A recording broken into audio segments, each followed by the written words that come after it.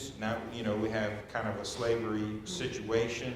But even under the old law, there were regulations concerning how you were, if you were a slave owner, how you were to treat such a slave. And if you were a slave, how you were to treat your master as well. And so there was a situation where really many times it was not an abusive relationship at all, actually, but it was more of a employer-employee relationship, really and truly. Then we get into the New Testament. We see a very different picture with regard to the Bible as it pertains to slavery. The New Testament does not contain the specific regulations dealing with slavery that can be found in the Old Testament, because you're not talking about. The reason why the Old Testament had so much is because the Old Testament combines a spiritual law with a civic law. And so the slavery dealt with the civic part of that. Now, it's all God's word, and if you violated any part, even the civic part of God's word, then obviously that's still sinful. But the Old Testament, the law of Moses specifically, was given to a nation, and it was to guide an actual people in a real time, in a real place, and what they were and were not to be doing. In the New Testament, though, the kingdom, Jesus said, my kingdom is what? My kingdom is not of this world. I don't know how else he can put it. Can you? How else does he need to say it? Jesus' kingdom is not a physical kingdom. It is a spiritual kingdom. And as such, then, the rules are going to be just a little bit different and pertain to different situations than what a physical kingdom, like the law of Moses, is going to be dealing with. If the New Testament is supposedly a book inspired by an all-loving God, why does it remain virtually silent then on slavery, with the exception, of course, of one book? The other challenge is to the New Testament stance on slavery centers on the passages that teach slaves to be humble, obedient servants to their masters. Colossians 3:22, for example. Slaves, obey your earthly masters in everything, not only while being watched and in order to please them, but wholeheartedly fearing the Lord. That's the New Revised Standard Version there. That's what NRSV means, the New Revised Standard. Although several modern translations insert the word servants at the first of this verse, slaves is probably a better translation of the Greek word douloi, from, of course, the word doulos. Doulos is the singular, and douloi, there, the plural as well. Now, in this passage, other similar passages include 1 Peter 2, 1 Corinthians 7, Ephesians 6. Does the New Testament then remain silent? Its condemnation of all slavery. Why does it specifically instruct slaves to be obedient to their masters? Well, first of all, it has to be acknowledged that many of the types of servanthood or slavery in the New Testament are still identical to morally permissible types discussed earlier. For instance, much first century slavery discussed in the Bible centered on the fact that a person had accrued massive debt and that had become a slave or a servant due to this debt. In the Sermon on the Mount, Jesus said, agree with your adversary quickly while you are on the way with him, lest your adversary deliver you to the judge hand you over to the officer, and you be thrown into prison. Surely I say to you, you will by no means get out of there until you have paid the last penny. So from Christ's comment there, then it can be ascertained that the person in this text who does not make the effort to agree with his adversary could risk being thrown into prison until that person has paid the last penny. This situation involved a revoking of individual freedoms due to the fact that the individual owed an unpaid debt. a debt that originally was owed to the adversary, or one that resulted from a fine imposed by a judge. And so even in the New Testament times, you're still going to have that situation of indebtedness. You go to the court, and maybe even the judge puts you into a slavery type situation. So it's best to just get along and say, okay, hey, you know what? I owe you this, and I'm going to make sure that I don't enter into, whether it's jail or a slavery situation, as deemed necessary by the judge. You might have in your life experienced a situation where you felt like you had paid everything and you didn't owe anything to another person or entity. And then they come up with, well, you were 2 hours late, so you owe a whole other month of rent or something like that. Has that ever happened to you? No, that's never happened to you? I'm going to tell you it's happened to me, okay? So, it has. And so, you know, that's another $750 out of my hip pocket that I just yanked out, right? $750, here you go, put it right there. No, that was hard, okay? That was hard. But what do? You go ahead and pay it, because that's your credit, right? You certainly don't want to have to go to a small claims court and have all of that kind of stuff. You think it's unjust, but you know what? Sometimes in the long run, often in the long run, it's just better to just go ahead and pay it and get those things done. And so that happened in that time too, where, you know, just agree with them, go ahead and pay it. Folks, it's just money, right? It's just money. What's it going to do? Let me tell you, it's not going to hurt you at all. When you do the right thing, it's not going to hurt you. And so, yeah, you know, obviously it doesn't feel good to be out money, especially if you believe that you're in the right and someone else is in the wrong. That certainly hurts, does it not? It most certainly does. And if you're not hurt, then I don't know, maybe you're not a human being, I don't know. But that does. But just do what is right. And in the end, even though it hurts at the beginning, in the end, things are going to turn out okay. And the Lord's going to see that that is the case. Well, then in Matthew chapter 18, in solving difficulties that's what Matthew chapter 18 is. People solving problems and challenges between one another. Jesus then told a story about a servant who owed his master 10,000 talents. A talent was a huge sum of money. That would be the modern equivalent of many thousands of millions or millions of dollars. It would be millions of dollars. It could easily have been the case that this servant had become a servant due to his enormous debt, or was being kept a servant because of the debt. Debt slavery was still a very real form of restitution in New Testament times. And so such a condition absolutely cannot be used to argue that God is an unjust God for letting it take place. That's how they dealt with that situation, and God then allowed that to take place. Now, do we allow that today to take place? Is that a reality today, that we become slaves to another person because of debt? Yeah, why get a credit card? Well, I mean, any kind of debt is, to a degree, you are correct. That is an enslavement.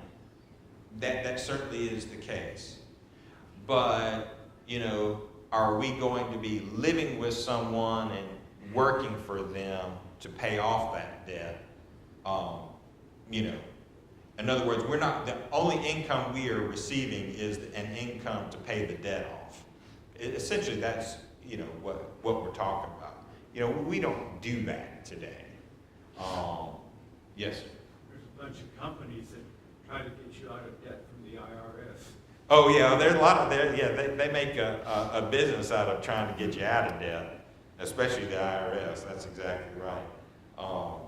Yeah, you don't want to enter into that situation either. No, you do not. You do not.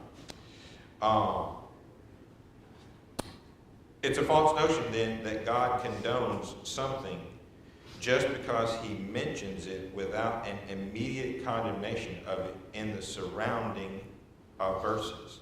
Skeptics point to verses like 1 Peter 2:8, Ephesians 6, verse 5, and then insist that God condones abusive slavery because he instructs servants to be obedient to their masters. But let us analyze that line of thinking. Matthew 5, verse 39, Christ instructed his listeners, do not resist an evil person, but whoever slaps you on your right cheek, turn the other to him also.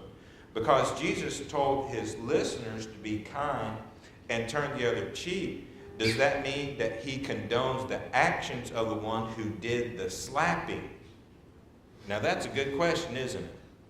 Does he condone that person for abusing another?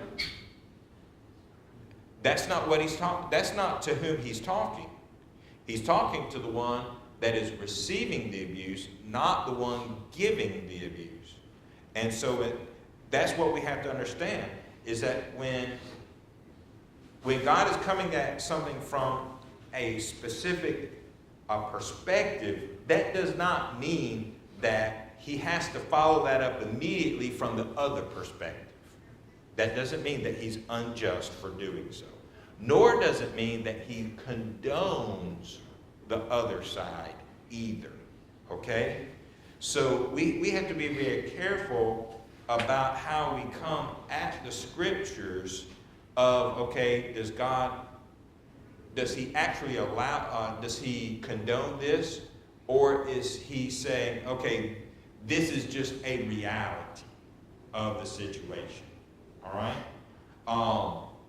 For instance, put your finger right here. Let's go to Proverbs 30. Let's go to Proverbs 31. We're going to change subjects just a tad. We're going to change subjects just a tad. But it is an example of what we're talking about here, okay? It's an example. Proverbs 31, we're going to start with verse 1 here. Oh, and before I forget, Ricardo, did you have a comment? It was just a comment that Jesus says, do not repay evil with evil. Yeah, don't repay evil for evil. That's exactly right. That's exactly right. Okay, now typically we use Proverbs 31 as what? For what? All right, for the virtuous woman. That's exactly right. And it begins with a virtuous woman. And this is King Lemuel's mother. And so King Lemuel then is receiving these instructions from his mother. Verse 1, chapter 31. The words of King Lemuel, the utterance which his mother taught him. So he's recounting what she said. What, my son, and what son of my womb, and what son of my vows, do not give your strength to women, nor your ways to that which destroys kings. It is not for kings, O Lemuel. It is not for kings to drink wine, nor for princes intoxicating drink, lest they drink and forget the law, and pervert the justice of all the afflicted. Give strong drink to him who is perishing, and wine to those who are bitter of heart. Let him drink and forget his poverty, and remember his misery no more. Okay, so we look at this, and this passage has been used, in time past, has been given to say, okay, it's okay for people to drink. That's what this passage is talking about. Does this passage condone the consumption of alcoholic beverages or strong drink? Look at it, read it. Does this passage condone alcoholic beverage intake? It allows for certain exceptions, but that's it. It allows for certain exceptions. In what way? The dying man The dying man. Okay. Again, remember from where we're coming, right? Just because Jesus said, if someone strikes you on your cheek, you turn the other cheek to him also. Does he condone striking of the cheek? No, because he's coming at it from the perspective of the one being struck. Here we have a situation of King Lemuel's mother saying, look, kings don't drink. They keep their minds about them. Because if they do this, then they're not going to be able to discern truth.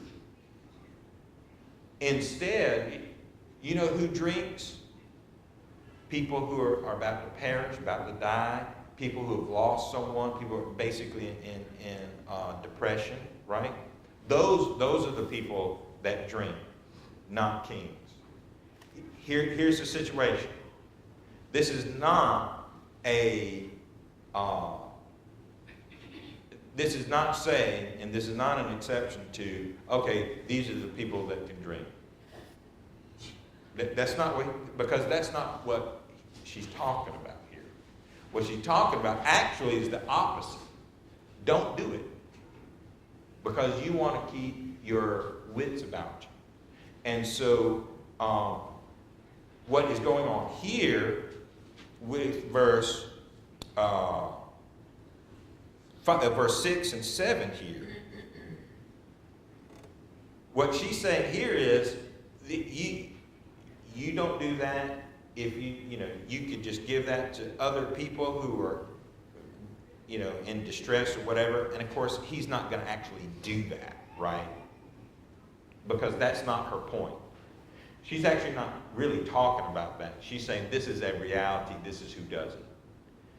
You just let them do that. You don't do it yourself.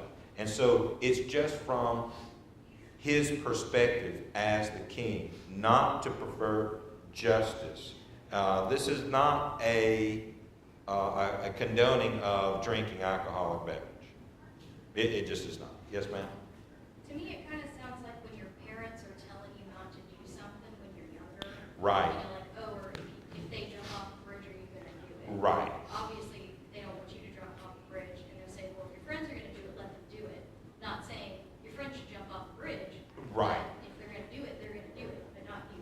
But not you. And that's actually a very good illustration of when mom says, well, if everybody jumps off a bridge, you're not going to do that. They can do that, but not you. That's exactly what is going on here in Proverbs 31. It is, ultimately, you cannot use Proverbs 31 verses, 5 and 6 and 7, to say and justify alcoholic beverage intake. Because that's not what's going on here. Is there a reality that people drink alcohol? Is that a reality? Yes.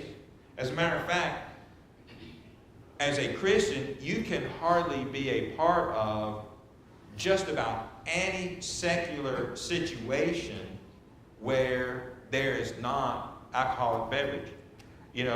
I used to be a band director. I know, that's kind of weird. That's kind of weird to even say, isn't it? But as band directors, you would think, oh, they're band directors. Those are not bad people, Well, they're not bad people. But they sure do drink a lot. They sure do. And so we would have, our annual band director get-togethers. And that's kind of weird too, isn't it? But we do, or we did. And a lot of times we have our meetings during the day, and what's going to happen after those meetings? Well, let's go where? Let's go out to the bars. Absolutely. And you got 50 band directors out there drinking away. Guys, I'm not going to do that. Y'all can do that. I'm not going to do that. Back in my hotel room by myself. And that's good. That's perfectly fine. Don't have a problem with that. So, and that's just kind of the reality of all that. People do it. But God says, look, you let them do it. They can jump off a cliff if they want to. That's not what you're going to do. And so we have to look at it like that. Now, when we then come back to our subject at hand, God does not condone what other people are doing when he says, slaves, you better be careful about what you do and you obey your masters. He's not talking about that, how they got into that relationship. That's not what he's addressing. Look, this is for everybody now. Listen to me. Wherever you are right now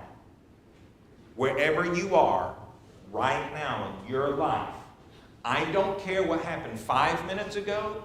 I don't care what happened 50 years ago. It doesn't matter. What matters is what you do right now going forward. What happened 5 minutes ago, I can't take care of. You can't go back in time and redo stuff, can you? You can't do it. So I have to make up my mind right now to obey God. I don't know how some people got into this situation of slavery. I don't know. It could be an unjust situation. Could it not? Is that a possibility? It is. It could have been a just situation. Somebody did something they shouldn't have done and then wound up as a slave. Sometimes that happens too. But it doesn't matter how you got there. It's what are you going to do once you're in the situation. And that's true for all of us. We all arrive at a specific place at a specific time. And most of the time we can't help those situations. What am I going to do from here on out? What's my next step? Is my next step going to be with the Lord, or is it going to be away from the Lord? Those are my two choices, right? That's all I get. I have two. Let's make that next step with the Lord. And you can do it. Don't let the past drag you down. You clip and go. Sometimes you got to cut bait, retie, right, Jacob? You got to cut. You got in that bird's nest, cut bait. Look. You still got to fish. You still got to eat. You cut bait and you go. So sometimes we have to deal with life like that. All right, let's do biblical principles. It must be understood that the principles set forth by the Lord and his apostles, if followed, would result in the abolition of every type of abusive relationship. Let me read that again, because I think this is very important, because we've been talking an awful lot about slavery. And remember, when I first started this, I said, we have to take a step back. Some of these words are words that when we hear them, we just automatically just revolt against the naming of that word, right? At the hearing of that word, we're just going to, no. You can't do that. You have to step back, assess the situation logically, reasonably, as unattached emotionally as possible, right? Now, is that always 100% possible? It is not. So you have to realize that. But as unattached emotionally as you possibly can, so that you can actually use your brain and assess the situation. And then when you get and dig down into it, you're like, oh, well, this isn't exactly what I thought that it was. Here's the actual situation. And then you drill down, and you keep drilling down, and you realize, okay, but the principles that are given in the New Testament, if we abide by them, then slavery is no more. You cannot justify that situation, and especially an abusive situation, using the scriptures. And by the way, did people used to do that? Yes, they did. Yes, people have done all kind of horrible things in the name of the Lord, haven't they? People have started wars, continued wars.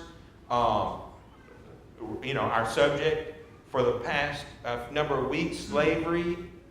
All kinds of horrible situations have been justified using the scriptures.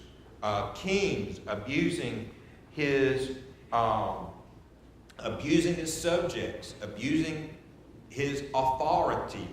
Human beings, you put them in a situation of just a little bit of power, what they perceive as power, and they abuse that. If you abuse another human being in any kind of way, then you are on the wrong side of the Lord. I mean, I don't know how else to say it. You cannot condone, because the Bible does not condone such a kind of relationship. Then such slavery would have been non-existent if everyone from the first century forward had adhered to Jesus' admonition in Matthew chapter 7, verse 12. Therefore, whatever you want men to do to you, do also to them. And of course, the golden rule here just sets the whole standard for all of us, doesn't it?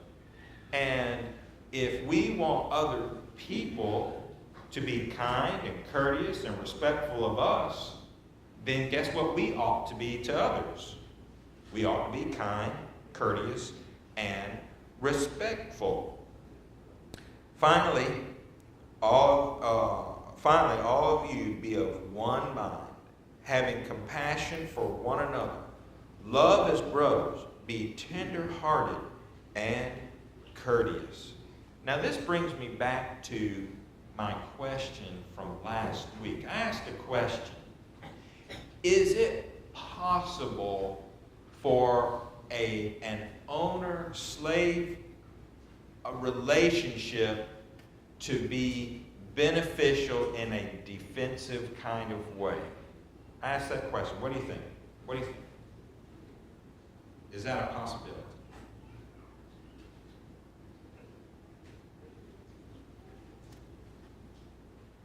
We didn't think about it. That's okay. What do you think about it now? I was going to say, I don't recall what you mean by beneficial. Uh-huh. I mean, I knew beneficial was used a different word. And that's what threw me off. Oh, I got you. Did I use a different word? I don't remember what the word was. I don't remember what the word was either.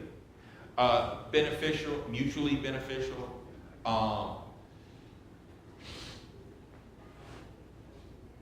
Actually, let's see. I believe I might have even worded it to the slave's benefit or protection. Protection. Yeah, maybe I put it that way as well. Is that a possibility? Yes. Is that a possibility? Now, I have read, I'm a history teacher, and I have read where the owner, after a while, would give the slaves land and then set them free. So it was beneficial to both of them because the slaves still stayed there because they loved the owner. Right. And the owner cared for them. Right. And some of it didn't help them to get to the north because they knew being in the south would not be good for them. Right. Yeah. And so there were times where an owner would help their slave because of the relationship that they had to get out of that situation or to bolster them in the situation in which they were, living at that time. That's exactly right. That did happen on occasion. Yes. It used to be in the Old Testament law about the year of Jubilee. Mm-hmm. Right. After the 50 years, you set everybody free. That certainly would have been nice if we'd done that, right? That would have been a very, very good situation. All right? Any other thoughts, ideas? No. I do think that it is a possibility that someone who loves the Lord can see that the institution itself is bad but also use that institution to help others. That is a possibility. Because if you see all the abuse that other people are experiencing, but you know you are not going to be abusive, well, that could be a way that you help people.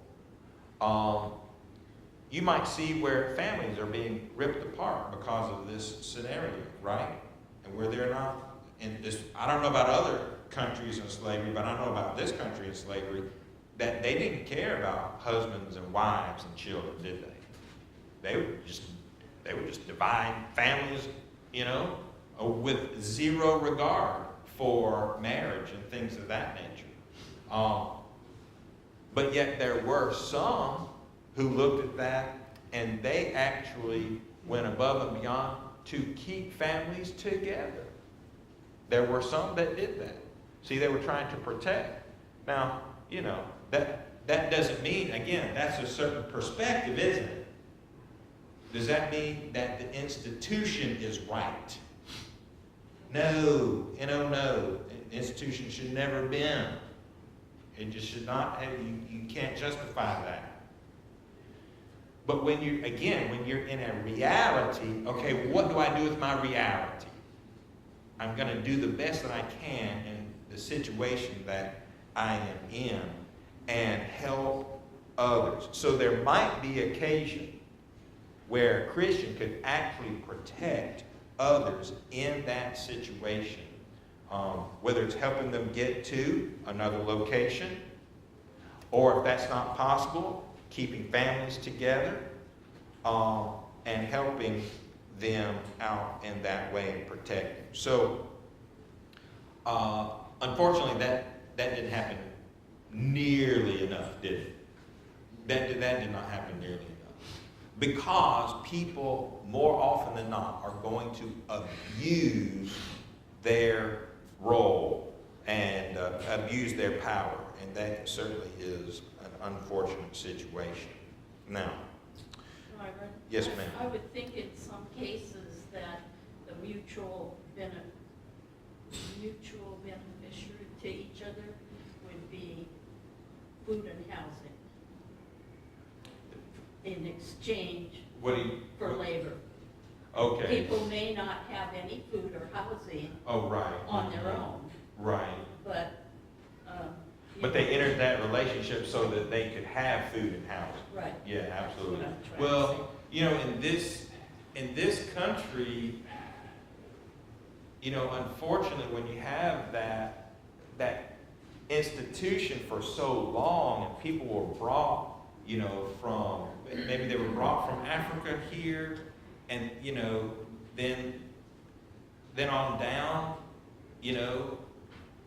when slavery ended, they didn't have anything. And we did not help that situation, right? We did not help that situation at all. It's not enough just to free people, because now you have, millions of people. Okay, I'm free, but where am I going to go? Where am I going to get a job? How am I going to feed myself? How am I going to feed my family? Right? So they went through some very, very difficult times.